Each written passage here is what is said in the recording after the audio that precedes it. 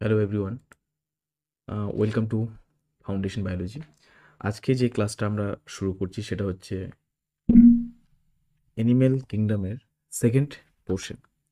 এই animal কিংডমের second portion আমরা এর আগের দিনে ফার্স্ট পোর্শনে ইন্ট্রোডাকশন পার্ট ছিল আমাদের, যেখানে আমরা ডিটেলসে সমস্ত বিষয়ে আলোচনা করেছিলাম।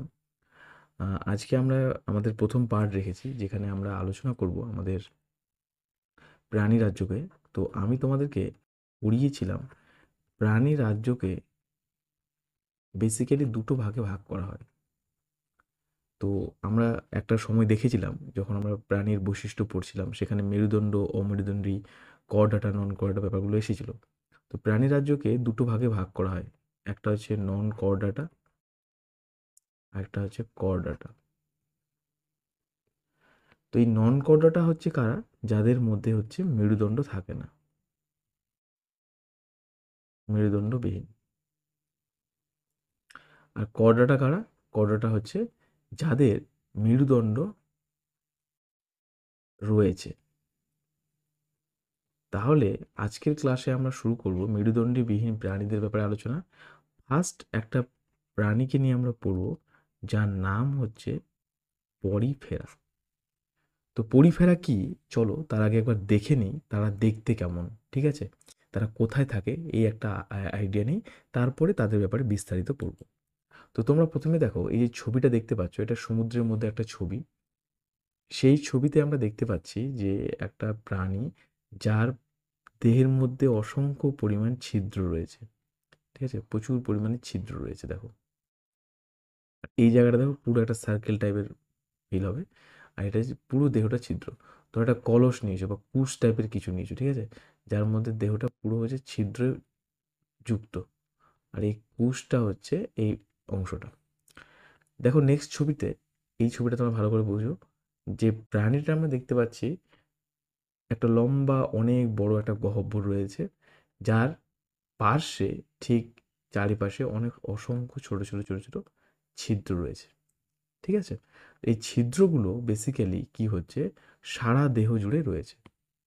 আমরা যদি আরও ছবি দেখি, তাহলে দেখব বিভিন্ন ধরনের এই পরিফেরাকে দেখতে পাই। তো পরিফেরা যে যদি এরকমই স্যার দেখতে হয়, তাহলে পরিফেরার গঠন, তার শরীরের মধ্যে কী কী ঘটনা ঘটে, সেগুলো আমরা একবার জানতে চাই। চলো এটা নিয়ে আমরা ডিসকাস করবো। আজকের টপিক আমাদের পরিফেরা, তাই তো?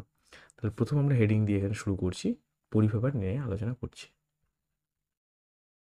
Porifera, let me check one second, সেটিংসটা দেখে নিই ঠিকঠাক রেকর্ডিং হচ্ছে কি না। হ্যাঁ, রেকর্ডিং ঠিকঠাক চলছে। তো আমরা আলোচনা করছি পরিফেরা নিয়ে।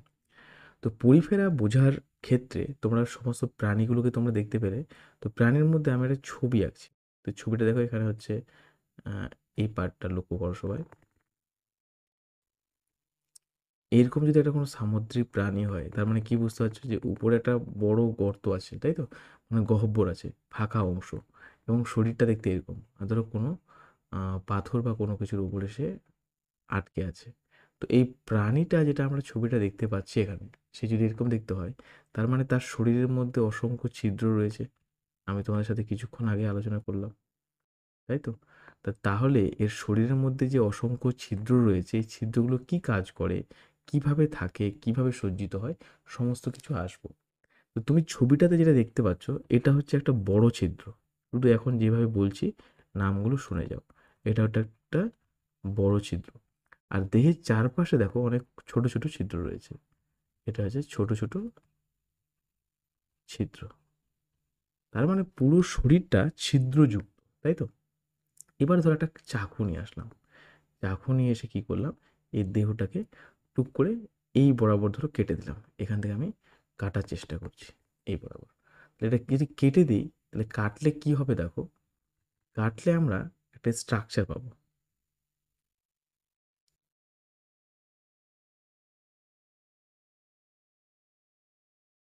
এরকম একটা স্ট্রাকচার,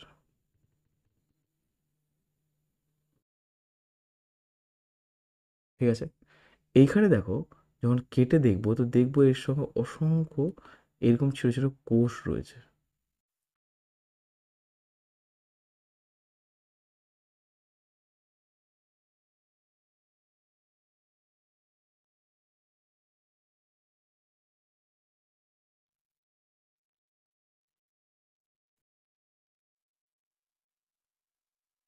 এরকম অসংখ্য কোষ রয়েছে, ঠিক আছে? এখানে অসংখ্য কোষ আছে। তো এই কোষগুলো দেখো কোথায় দেখতে পাচ্ছি, তার প্রাচীরটাতে, যে অংশটা আমরা কাটলাম ধরো, সেই কাটার অংশটাতে এই প্রাচীরগুলোতে আমরা এরকম কোষ দেখতে পাচ্ছি। তো শুধু কি স্যার এই কোষগুলো থাকে, আর কিছু ভিতরে নেই? আছে, যদি আমরা এটাকে আরো জুম করে দেখতে চাই। তো ধরো আমরা এটাকে আরো বড় করে দেখছি, তো এটাকে বড় করতে হলে আমাদের জুম করতে হবে। তো জুম করলে কেমন দেখতে হয়, যদি আমি ধরো এইটুকু জায়গা, ধরো একটা অংশ আমি হাইলাইট করছি, ধরো এইটুকু জায়গাকে হাইলাইট করছি, ঠিক আছে? এইটুকু জায়গাকে যদি আমরা দেখতে চাই যে অ্যাকচুয়ালি দেখতে কেমন হয়,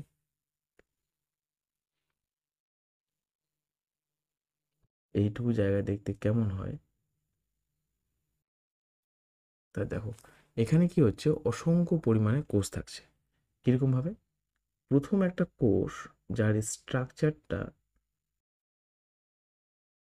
এরকম,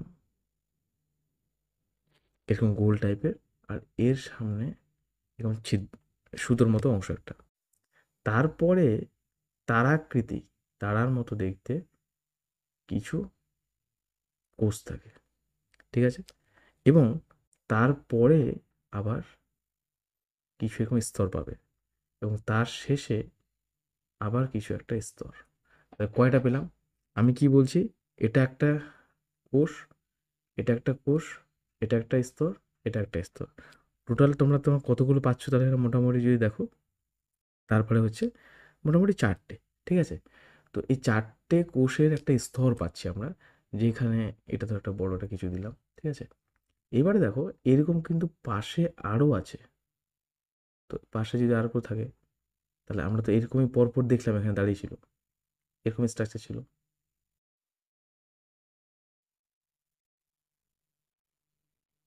ঠিক আছে?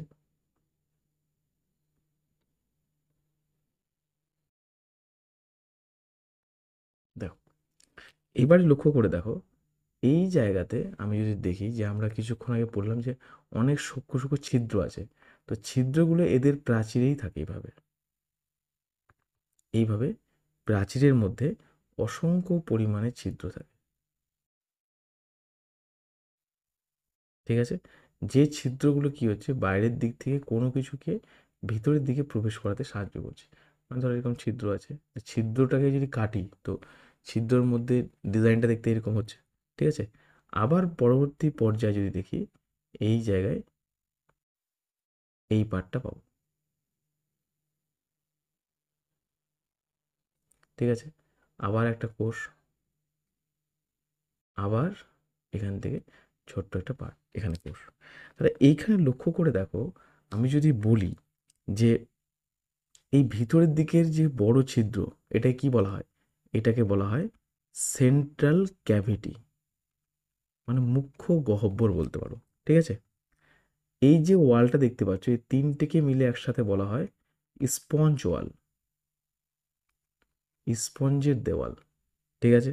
আচ্ছা, তারার মতো দেখতে এই যে সেলটা আছে, কোষটা, তার একটা নাম আছে, তার নাম হচ্ছে অ্যামোইবয়েড, অ্যামোইবয়েড কোষ। বোঝা গেল? আচ্ছা, এটা কি পেলাম স্যার তাহলে? এটার নাম হচ্ছে পোর্স বা ছিদ্র। আচ্ছা, এই পোর্স, এই অ্যামিবয়েডাল যে কোষ, তারপরে যেটা আছে, এর নাম কি? এর নাম হচ্ছে এপিডার্মাল, এপিডার্মাল সেল। কথা বোঝা গেল? আচ্ছা, মাঝে মাঝে দেখা যায় যে এরকম অসংখ্য এপিডার্মাল সেলগুলো আছে এরকম পরপর, কোনো কোনো এপিডার্মাল সেলের মাঝে মধ্যে একটা গঠন দেখতে পাওয়া যায়, ঠিক আছে? সেই গঠনটা দেখতে কেমন? অনেকটা কাঁটার মতো, এই যে এই এই গঠনটার নাম হচ্ছে স্পাইকুল। বোঝা গেল? এটার নাম হচ্ছে স্পাইকুল। তাহলে তোমরা প্রত্যেকে একটা জিনিস লক্ষ্য করে দেখো এখানে, যে এই যে পরিফেরা, পরিফেরার দেহটাকে যদি আমরা কাটি, কেটে দেখবো এর মধ্যে অসংখ্য পরিমাণে স্তর রয়েছে, স্তরের মধ্যে কোষ রয়েছে। তো স্যার, এই যে আপনি এই কোষটার নাম বললেন না, এই কোষটার নাম কি? যেটা আপনি দেখছেন সুতোর মতো অংশ আছে, এর নাম হচ্ছে কোয়ানোসাইট। কোয়ানোসাইট, এটা হচ্ছে কোয়ানোসাইট কোষ। এবারে এই কোয়ানোসাইট কোষটাকে যদি একটু বড় করে দেখি, তাহলে এটা দেখতে কেমন হবে দেখো। কোয়ানোসাইট কোষটাকে যদি বড় করে দেখা হয়, তো দেখব এ অসংখ্য পরিমাণে এই রকম একটা স্ট্রাকচার তৈরি করেছে, যার মধ্যে রয়েছে নিউক্লিয়াস, আর এইখান থেকে একটা সুতোর মতো অংশ বেরিয়ে গেছে। এটাকে বলা হয় ফ্লাজেলা। যেটা সুতোর মতো অংশ দেখতে পাচ্ছি তার নাম হচ্ছে ফ্লাজেলা। আর এই যে মাঝের অংশটা, এটা গলার মতো অংশ, মাঝের অংশ, এটাকে নাম দেওয়া হয়েছে কোলার। আর পুরো সেলটার নাম এই জন্যই বলা হয় কোলার সেট,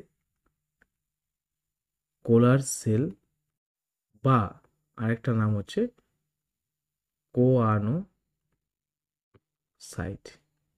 আশা করি তোমাদের এই গঠনটা প্রত্যেকেরই ক্লিয়ার হয়েছে। ঠিক আছে, তাহলে এই হচ্ছে একটা ধারণা। তাহলে আমরা প্রথমে চলে যাই ওই ছবিটার দিকে, যেখানে আমরা আমরা যদি এটাকে কেটে দিই, এই জায়গাটা যদি কেটে দিই, কেটে দেওয়ার পরে আমরা তাহলে কোন কোন কোষ পেলাম? এখানে আমরা নাম পেলাম অ্যামোয়েবয়েডাল কোষ, এপিডার্মাল কোষ, আর পেলাম হচ্ছে কোয়ানোসাইট কোষ। কোয়ানোসাইট কোষটা, তাহলে তোমাকে যদি প্রশ্ন আসে যে পরিফেরার মধ্যে কোয়ানোসাইট কোষটা ভিতরের দিকে না বাইরের দিকে, অবশ্যই সেটা দেখো ভিতরের দিকে অবস্থান করছে। বাইরের দিকে, সবথেকে বাইরে এপিডার্মাল সেল রয়েছে। এপিডার্মাল সেলের বাইরে এই স্তরটাও আছে, যেটা এপিডার্মালের অংশ, সেটা আলাদা করে নাম দিচ্ছি না, তোমাদের এখানে বোঝাচ্ছি না। কিন্তু পোর্সগুলো কী হচ্ছে, মাঝে মধ্যেই অবস্থান করছে। ঠিক আছে, এইবারে তোমরা যদি দেখো যে এই পরিফেরা কথাটা, আচ্ছা আমি ওখানে বলে দিচ্ছি, পরিফেরা কথাটা যে আমরা পড়ছি, এটা মানে হচ্ছে ছিদ্রযুক্ত প্রাণী, ছিদ্রযুক্ত প্রাণী। তার পরিফেরা কি? ছিদ্রযুক্ত প্রাণী। এদের দেহ অসংখ্য ছিদ্র থাকে বলে তাই এদেরকে পরিফেরা বলা হয়। ঠিক আছে, আবার তোমরা বইয়ে পাবে অনেক সময় এটাকে কিন্তু বলা হয় স্পঞ্জ,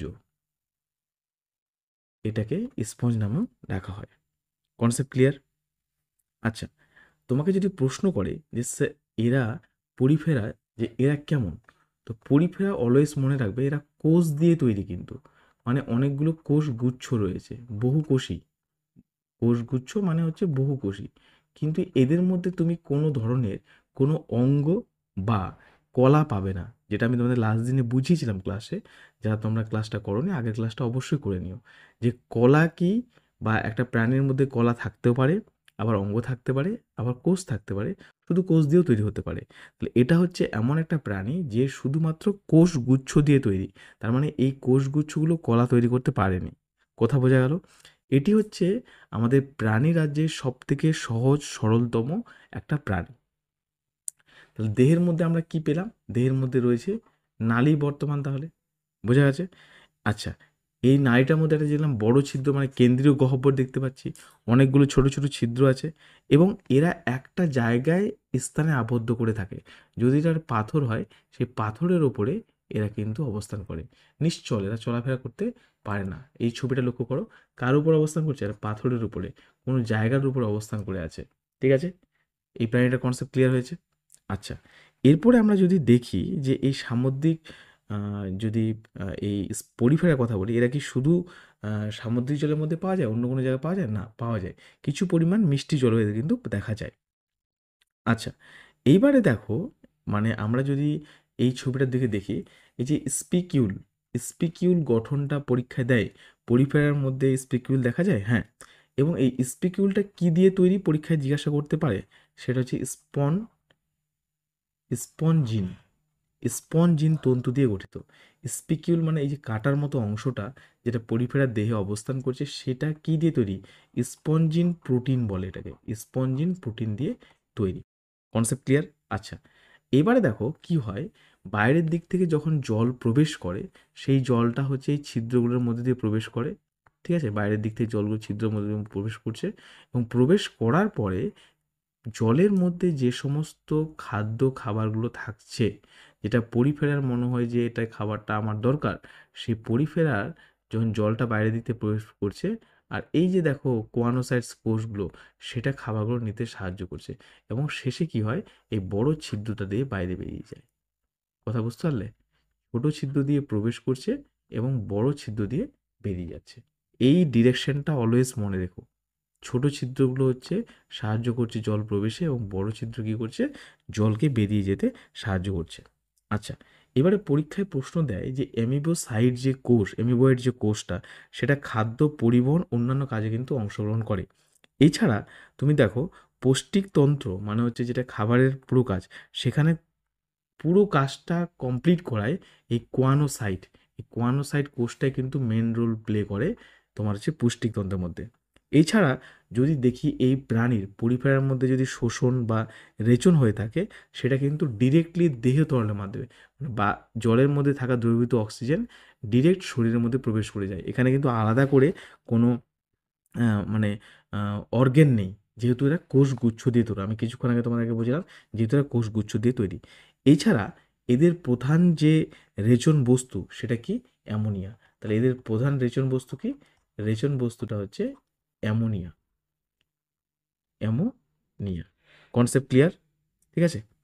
এইবারে দেখো এদের যৌন জনন যে পদ্ধতিটা, সেই যৌন জনন পদ্ধতিটা কিন্তু কী কী হয়, মূলোদ্গম, মুকুলোদ্গম দিয়ে হতে পারে, মানে বার্ডিং। তুমি ভালো করে মনে করে দেখো, বার্ডিং আমরা কার ক্ষেত্রে দেখেছিলাম, বার্ডিং যেমন হাইড্রার ক্ষেত্রে পড়েছিলাম, এবং জেমিউল গঠন করার মাধ্যমে। তো আমি তো তোমাদের কিছুক্ষণ পয়েন্ট লেখা রয়েছে, সেই পয়েন্টগুলো একটু আলোচনা করে দিচ্ছি।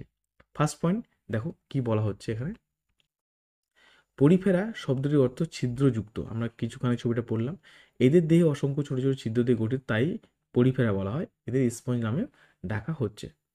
আচ্ছা, নেক্সট দেখো পরিফেরা বৈশিষ্ট্য, এরা বহুকোষীয় প্রাণী, কোষীয় স্তরের সংগঠন দেখা যায়। এখানে কিন্তু কোনো কলা বা অঙ্গ কিন্তু নেই, ঠিক আছে, কলা বা অঙ্গ নেই। দেহের মধ্যে নালীতন্ত্র বা ক্যানেল বর্তমান। স্পঞ্জেসিল নামক কেন্দ্রীয় গহ্বর পাওয়া যাচ্ছে। কেন্দ্রীয় গহ্বরকে নাম কি, স্পঞ্জসিল। এই যে বড় ছিদ্র, যে গহ্বরটা ফাঁকা স্থানটা, সেটার নাম হচ্ছে স্পঞ্জসিল, ঠিক আছে, স্পঞ্জসিল। এই কেন্দ্রীয় গহ্বরটা আমরা কিন্তু দেখতে পাচ্ছি। আচ্ছা, নেক্সট দেখো স্পঞ্জোসেল নামক কেন্দ্রীয় গহ্বর, দেহের বাইরের দিকে ছোট ছোট ছিদ্র, যেটাকে বলা হয় অস্টিয়া। ছোট ছিদ্রগুলোর নাম কি পেলাম তাহলে, অস্টিয়া। বড় ছিদ্রকে অস্কিউলাম বলা হয়। খুবই ইম্পর্টেন্ট এটা পরীক্ষার জন্য। ছোট ছিদ্রগুলো হচ্ছে অস্টিয়া, এবং বড় ছিদ্রগুলো পেলাম যেটা যেতে বেরিয়ে যাচ্ছে জলটা, অস্কিউলাম। এবং দেখো সাধারণত এরা নিশ্চল, মানে একটা স্থানেই এরা আবদ্ধ থাকে, কোনো নির্দিষ্ট স্থানে আবদ্ধ থাকে, ঠিক আছে, এই কথাটা বলছে। পরিবারের অন্যান্য বৈশিষ্ট্য দেখো, এই পার্টটা পড়লাম আমরা। আচ্ছা, এদের দেখো অধিকাংশ পরিফেরা কি হয়, সামুদ্রিক, এবং কিছু প্রজাতির মিঠা জল মানে মিষ্টি জলের কথা এখানে বলা হয়েছে। নেক্সট পর, দেহে কঙ্কালতন্ত্র স্পিকিউল, স্পিকিউল যে কাটার মতো অংশটা বোঝালাম, এবং স্পঞ্জিন তন্তু দিয়ে তৈরি। মানে স্পঞ্জিন তন্তু কি একটা প্রোটিন, স্পঞ্জিন প্রোটিন দিয়ে তৈরি। এরা ফিল্টার ফিটার, জলের স্রোতে থাকা খাদ্যকণা কোয়ানোসাইট কোষ দ্বারা, আমি তোমাদের কিছুক্ষণ আগে ছবিতে এঁকে বোঝালাম, এই যে কোয়ানোসাইট কোষ, এই কোয়ানোসাইট কোষটা কিন্তু বেসিক্যালি সেই রোলটা প্লে করছে এর খাবার গ্রহণে, দ্বারা সংগৃহীত হয়। পরিপাক পদ্ধতি অন্তঃকোষীয় প্রকৃতির। অ্যামিবোসাইট কোষ খাদ্য গ্রহণ, পরিবহন, অন্যান্য অংশ কাজে নেয়। পৌষ্টিকতন্ত্র অন্তঃকোষীয় পরিপাক দেখা যায়। খাদ্য কোয়ানোসাইট কোষ দ্বারা পরিবাহিত হয়। তো খাদ্য পরিবহন কার মাধ্যমে হচ্ছে, কোয়ানোসাইট। শোষণের রেচন, দেহতলের মাধ্যমে ব্যাপন প্রক্রিয়ায় শ্বাসকর্য ও রেচন সম্পন্ন হয়। দেহতলের মাধ্যমে, আমি তোমাকে বলেছি যে নির্দিষ্ট কোনো কিন্তু অঙ্গ নেই যে শোষণ কার্যটা পরিপূর্ণ করবে, সেটা কি দেহের মাধ্যমে কিন্তু সম্পন্ন হয়, মানে ডিরেক্ট জল থেকেই তোমার যা যা প্রয়োজনীয় গ্যাসের দরকার, যেমন অক্সিজেন, সেটাকে কিন্তু নিতে পারে এরা, ঠিক আছে, ত্বকের মাধ্যমে, মানে বাইরের আবহাওয়াটা দিয়ে। এবারে দেখো এখানে প্রধান রেচন বস্তু অ্যামোনিয়া, খুবই ইম্পর্টেন্ট একটা টার্ম।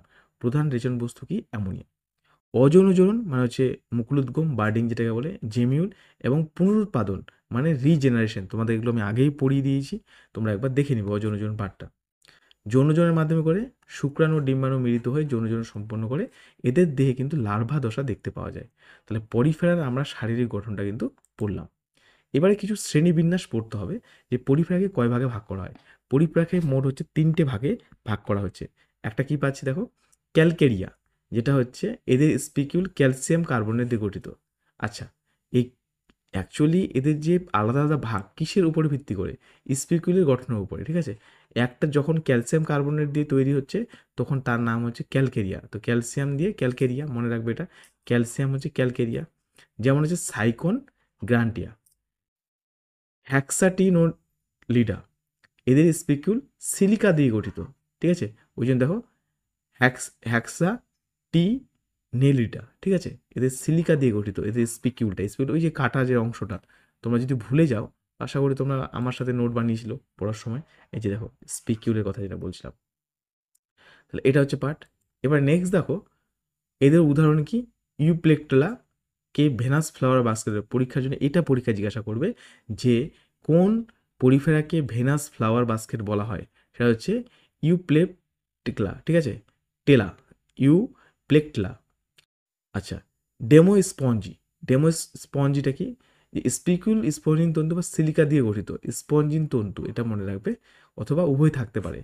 সেটা হচ্ছে যেমন মিঠা জলের স্পঞ্জকে কি বলে, কি নাম, সেটা হচ্ছে স্পঞ্জিলা। এবং বাদ স্পঞ্জ কাকে বলা হয়, মানে ইউ স্পঞ্জিয়া। তো পরীক্ষায় তোমাকে কিন্তু তিনটেই আসতে পারে, বা তিনটেই ধরো তো তোমার ক্যাটাগরি 2 দিয়ে দিল, ঠিক আছে? যে পরপর সাজাও বা পরপর নামগুলো, যেমন হচ্ছে ভেনাস ফ্লাওয়ার বাস্কেট কাকে বলে, তো হচ্ছে ইউ প্লেকটিলা, ঠিক আছে? তারপর তোমার আসলো মিঠা জলে বা মিষ্টি জলের স্পঞ্জকে স্পঞ্জিলা, বাদ স্পঞ্জ কাকে বলা হয়, ইউ স্পঞ্জিলা। এই নামগুলো তোমাকে মনে রাখতে হবে। নেক্সট আমাদের লাস্ট পয়েন্ট প্রায় শেষের দিকে, সেটা হচ্ছে দেখো যে স্পঞ্জ এই পরিফেরার গুরুত্ব কী। স্পঞ্জকে বাত স্পঞ্জ হিসেবে ব্যবহার করা হয়, মানে স্থানের হিসেবে যে স্পঞ্জ আমরা ব্যবহার করি, আমাদের ঘষা কাজে ব্যবহার করা হয় ইউস্পেঞ্জিলা কি, বা বাত স্পঞ্জের উদাহরণ দাও, তখন তোমাকে ইউস্পেঞ্জিলার কথা বলতে হবে। কিছু স্পঞ্জ পরিষ্কারক হিসেবে কাজ করে, মানে ফিল্টারের মতো কাজ করে, কারণ দেখো ছোটো ছোটো ছিদ্র দিয়ে জলটা প্রবেশ করছে, বড়টা দিয়ে বেরিয়ে যাচ্ছে, এই জন্য পরিষ্কারক রূপে কাজ করা হয়। পরিবেশের জল পরিষ্কার রাখতে এরা কিন্তু আমাদের পুরো ইকোসিস্টেমে ভীষণভাবে গুরুত্বপূর্ণ, ঠিক আছে? তো এই হলো তোমাদের আজকের ক্লাসটা যদি ভালো লেগে থাকে অবশ্যই ক্লাসটাকে লাইক করে দিও, আর চ্যানেলটাকে যারা নতুন তারা অবশ্যই সাবস্ক্রাইব করে নিও। যদি কোনো ডাউট থাকে তো আমার তো নম্বর তোমরা জানোই, বা না জানলে কমেন্ট করে জেনে নিও। থ্যাংক ইউ সো মাচ আজকের ক্লাসে।